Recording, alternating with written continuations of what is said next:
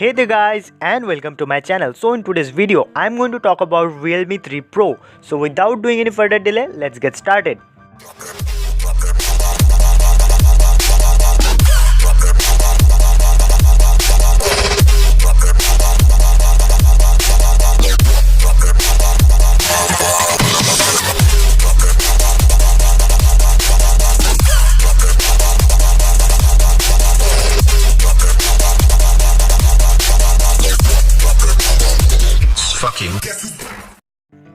Now before starting the video, please make sure subscribe to my channel and hit that bell icon so that you can get notified every time when I upload a new video. So let's start the video now.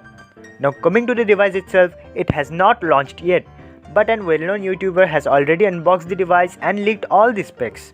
I am going to give you the ideas or the information that I got to know from that video.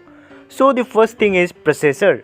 The phone comes with a Snapdragon 710 processor, which is a very capable processor. Coming to the display, it has a 6.3-inch Full HD IPS display with the typical dewdrop notch that Realme implemented on previous devices. Now coming to the battery, it comes with a 4000 mAh battery, and not only this, the phone also supports fast charging. Even the fast charger is included in the box, which is a very good thing indeed.